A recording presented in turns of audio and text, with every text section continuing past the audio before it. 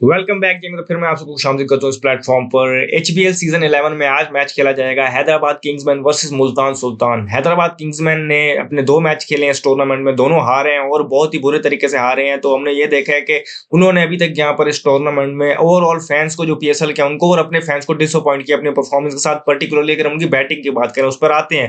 दूसरी तरफ अगर हम मुल्तान सुल्तान को देखें तो उन्होंने एक मैच खेला है और वो जीता है उन्होंने। इस तरीके से अगर हम बात करें तो एक टीम विनिंग रिकॉर्ड के साथ आ रही है और एक टीम हार के साथ आ रही है और बैक टू बैक हार के साथ आ रही है। और unfortunately at the start of the tournament हम ये कहते हैं अर्ली ऑन के ये बहुत ही ज्यादा अर्ली है ये कहना कि किसी टीम की क्या कॉम्बिनेशन है और वो किस तरीके से हंसते हैं। लेकिन अनफॉर्चुनेटली यहाँ पर हैदराबाद किंग्समैन की सूरत में ये नजर आ रहा है और प्रायर टू द टूर्नामेंट भी ये नजर आ रहा था जिस तरीके से ऑक्शन में उन्होंने चीजें की थी। तो लग ये रहा था कि वो बहुत ज्यादा स्ट्रगल करेंगे यहाँ पर आकर के। जो उनकी थिंकिंग है, जो उनका वो है, एक तो ऑब्वियसली ये चीज भी आप उनको मार्जिन देंगे कि पहला सीजन है उनका और वो प्लेयर्स आपस में इतना नहीं खेले हुए। ये हमने पहले भी पॉइंट यहाँ पर बताया आपको। लेकिन एक और चीज ये भी है कि जो उनका एक ट्रस्ट है कुछ प्लेयर्स के ऊपर, तो वो शायद इस लेवल पर आके उस तरीके से उसको जस्टिफाई नहीं कर पा रहे। हो सकता है आगे जाके टूर्नामेंट करें, लेकिन अभी तक ये नजर आ रहा है कि अगर वो उन पे स्टिक करेंगे अपने उस प्लान्स पर, तो वो शायद यहाँ पर सक्सेस उस तरीके से उनको ना दे सकें। क्योंकि फर्क है एक माइनर लीग में किसी टूर्नामेंट की, अगर हम बात करें यूएसए की, और यहाँ पर एक बहुत बड़ी लीग है ये पीएसएल। यहाँ पर आपको बहुत ज्यादा टैलेंटेड प्लेयर नजर आते हैं और यहाँ पर रुथलेस किस्म की गेम्स होती हैं। फिर आपको अगर आपको वो मोमेंटम ना मिले तो आप फिर बहुत पीछे रह जाते हैं। पहले तो 6 टीम्स होती थी, अब 8 टीम्स हैं, तो उनमें सिर्फ 4 नहीं आगे क्वालिफाई करना। तो आप जानते हैं कि ये कितना मुश्किल हो सकता है। दूसरी तरफ मुल्तान सुल्तान की बात करें तो हमने ये देखा कि उन्होंने ऑक्शन और वो सारी चीजें जो उनकी हुई, उसके बाद हमने देखा कि जो प्लेयर ऑक्शन हुआ और फिर उसके बाद कुछ उनकी ट्रेड्स हुई, उसके बाद उन्होंने एक अच्छा स्क्वाड अपना एक बिल्ड कर लिया। एक अच्छा उन्होंने कैप्टन चुना जिसकी सक्सेस थी एक लीग के अंदर बिग बैश में। उन्होंने अपनी उनके, अगर हम कहें तो पॉकेट में 2 टाइटल्स वहां पर हैं बिग बैश के। इसके अलावा भी वहां पर वो बड़ा उनको एक कैप्टनसी के हवाले से पर्टिकुलरली अगर हम बात करें तो बड़ी इज्जत की निगाह से देखा जाता है वहां पर ऑस्ट्रेलिया के सेटअप में। वो यहाँ पर आए हैं तो यहाँ पर उन्होंने एक ही मैच हुआ है 2 के, लेकिन उन्होंने अपनी बैटिंग के साथ भी और फिर कैप्टनसी दोनों के साथ इंप्रेस की है। उनकी टीम में अगर हम बात करें तो जितने ओवरसीज हैं जो खेले थे 11 में, पीटर सिडल हो, जॉश फिलिपी हो, खुद एस्टन टर्नर हो, यहाँ अगर हम बात करें तो स्टीव स्मिथ की, सब ने वहां पर इंप्रेस किया। और बाकी उनकी लोकल कोर भी वहां पर डिस्प्ले पे आई। तो वो एक उन्होंने एक चीज बता दी कि वो हल्की टीम नहीं है, वो अच्छे ब्रांड की क्रिकेट खेलने आए हैं। और उन्होंने एक टोटल क्रिकेट वाला जो अपना हैशटैग बनाया हुआ, तो कहीं ना कहीं उन्होंने उस चीज को वहां पर जस्टिफाई किया है। अभी मैं वही कह रहा हूँ कि अर्ली है कि एक ही मैच खेले, आगे जाके गलतियां वो करेंगे, उस पर भी तनकीद भी होगी और वो सारी चीजें अपनी जगह पर होंगी। लेकिन कंपैरेटिवली दोनों टीम्स को देखें तो बैलेंस भी ज्यादा बेहतर नजर आता है मुल्तान सुल्तान का। जीत के भी आ रहे हैं और उसके अलावा अगर हम बात करें तो बेंच में भी उनके पास ऑप्शंस जो अवेलेबल हैं, तो वो भी उस हवाले से भी देखें तो वो हैदराबाद किंग्समैन से बेहतर है। हैदराबाद किंग्समैन अनफॉर्चुनेटली 2 मैचेस हो गए, अपनी 11 नहीं बना पाई। कैप्टन जो उनके हैं 2 के, वो भी ऑस्ट्रेलिया से ही हैं। लेकिन अगर हम वहां पर बात करें तो वो अपनी बैटिंग में भी खोए खोए नजर आ रहे हैं। और अगर हम बॉलिंग में भी देखें तो, सॉरी, जो कैप्टनसी में भी अगर हम देखें तो वो उनकी जो डिसीजन मेकिंग है वो उस तरीके से नहीं है। कि हमने देखा कि कोयटा ग्लैडिएटर को एक टाइम पर उन्होंने 26-27 पर उनके 6 आउट कर लिए थे, लेकिन वहां पर हमने देखा उसके बाद जाकर उन्होंने उनसे 175 ज्यादा का टारगेट वहां पर करवा दिया। तो वहां पर उनकी कैप्टनसी की हवाले से भी अगर हम बात करें तो और हैदराबाद किंग्समैन की जो डेथ बॉलिंग है उसको देखें, उनकी फील्डिंग देखें, तो वो उनको मसले मसाइल कर रहे हैं। लेकिन बड़ा कंसर्न उनके लिए उनकी बैटिंग है कि जो 2 मैचेस खेल के दोनों में 150 भी नहीं कर पाए T20 फॉर्मेट में। और अगर हम दोनों मैचेस में देखें तो उन्होंने जो भी स्कोर किया एट द एंड, अगर हम उसको देखें तो वो रो पिट के 120-130 तक पहुंच रहे हैं। तो वो भी जिसे कहते हैं कि धक्का लगा लगा कर जो उनके लिए सबसे बेस्ट जो उनकी तरफ से बैटिंग करते हुए नजर आ रहे हैं हसान खान, वो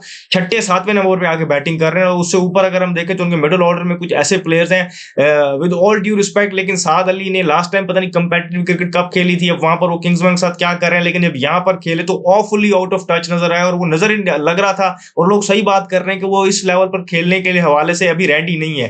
दूसरी तरफ अगर हम बात करें तो हमाद आजम को 8वें नंबर पे खिला रहे हैं अब, और उनसे वो बॉलिंग भी नहीं करवा रहे। तो और जब वो बैटिंग पे आ रहे हैं तब game for all practical purposes उनसे दूर जा चुका होता है और वो मैच हार चुके होते हैं। तो उनकी यूटिलाइजेशन क्या है, बहुत ज्यादा वो बैंक कर रहे थे साइम अयूब और मास सदाकत पे। अगर हम बात करें तो मास सदाकत एक मैच खेला है और वो कुछ कंट्रीब्यूट नहीं कर पाया। साइम अयूब बैटिंग के साथ कंट्रीब्यूट नहीं कर पा रहा। प्राइमरी जॉब उनका अगेन जो मैं आपको कहूंगा उनके लिए उनकी बैटिंग है, वो साथ उनको मैच जितवाएंगे अगर, तो वो यही जितवाएंगे। लेकिन अगर कॉम्बिनेशन के हवाले से देखा जाए तो जो सिचुएशन उनकी नज़र आ रही है, तो इस कॉम्बिनेशन के साथ वो मुझे टॉप 4 में फिनिश करते हुए नज़र नहीं आ रहे। और अगर एक आध मैच जीते भी तो वो भी मैंने जो आपको प्लेयर्स बताए हैं, मास सदाकत, साइम अयूब, ये ऐसे प्लेयर्स की इंडिविजुअल ब्रिलियंस की वजह से वो जीतेंगे। बेंच पे भी अगर हम देखें तो उनके पास जो वो लोकल कोर भी है या जो ओवरसीज के भी अगर ऑप्शंस हैं, कुशल परेरा, वो T20 वर्ल्ड कप उनका कोई इतना अच्छा नहीं गया और वो यहाँ पर क्या अगर उसको खिलाते हैं वो अपने नंबर पे वहां पर उसको जस्टिफाई कर पाएंगे। थीक्षाना उन्होंने लिए थे रिप्लेसमेंट के तौर पे, वो उनके लिए अच्छे ऑप्शन साबित हो रहे हैं। आकिफ जावेद को अगर वो खिला रहे हैं तो वो उनसे सिर्फ 2 ओवर करवा रहे हैं, बाकी 2 ओवर वो पूरे अपने नहीं कर पा रहे। तो इस तरीके से अगर आप देखें तो उनके लिए ये मसले मसाइल मौजूद हैं। और वही जैसा मैंने आपको कहा कि बेंच में भी अगर आप देखें तो उनके पास वेटरन ऑप्शन मौजूद है, इस तरीके से शर्जील खान, वो इतने अरसे से कंपेटिटिव क्रिकेट हमें नजर नहीं आए। देखना पड़ेगा कि वो किस लेवल की उनकी गेम फिटनेस है। वैसे तो वो बहुत फिट नजर आ रहे हैं फिजिक के हवाले से, लेकिन गेम फिटनेस के हवाले से और वहां पर उस प्रेशर को सस्टेन करने के हवाले से वो किस पोजीशन में मौजूद है। तो अभी तक हमने उनकी तरफ से कोई अच्छी परफॉर्मेंस नहीं देखी और डिसअपॉइंटिंग था ये उनके फैंस के लिए भी और ओवरऑल PSL फैंस के लिए भी कि जिस तरीके से उन्होंने अभी तक परफॉर्मेंस डिस्प्ले पे लाए हैं।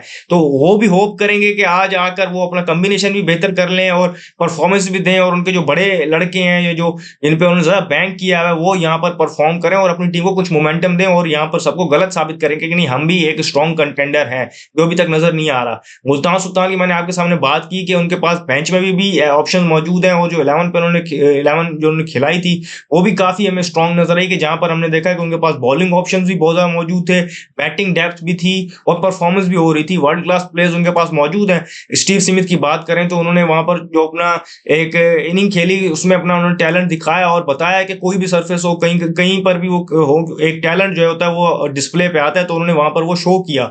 बॉलिंग में उन्होंने सबसे पहले उन्होंने बहुत आउटस्टैंडिंग तरीके से टीम को लो टोटल को रिस्ट्रिक्ट किया, इस्लामाबाद यूनाइटेड जैसी टीम को। तो वो सारी चीजें अगर हम देखें तो उनका वो बैलेंस बड़ा बेहतर नजर आ रहा है। तो वहां पर अगर हम देखें तो मे बी शायद वो सरफेस के हवाले से या सिचुएशन के हवाले से कोई चेंजेस करें, लेकिन ओवरऑल हम देखें तो उनके पास ऑप्शंस मौजूद हैं। तबरेज शमसी का ऑप्शन उनके पास लेफ्ट आर्म स्पिनर की सूरत में एक्सपीरियंस मौजूद है।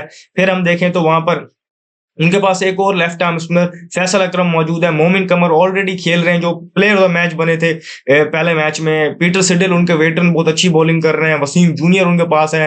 जिस तरीके से उन्होंने शहजाद गुल को खिलाया था उन्होंने भी बड़ी अच्छी बॉलिंग की।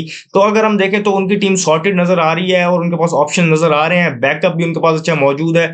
और इस सारी चीजों को देखते हुए तो नजर यही आ रहा है कि मुल्तान सुल्तान आज के मैच में फेवरेट है। सारी चीजों को माइंड में रखते हुए कि 2 मैचेस वो हार के आ रहे हैं हैदराबाद वाले, उनका 11 भी ठीक नहीं बन पा रही, कॉम्बिनेशन भी उस तरीके से बेहतर नहीं है, यहाँ कॉन्फिडेंस भी है, बैलेंस भी मौजूद है, बेंच पे भी स्ट्रेंथ अच्छी मौजूद है। तो वो सारी चीजों को देख के एट द एंड नजर ये आ रहा है कि मुल्तान सुल्तान आज के मैच में फेवरेट होगी और वो इस मैच को जीतने के हवाले से ज्यादा उनके पास चांसेस मौजूद है।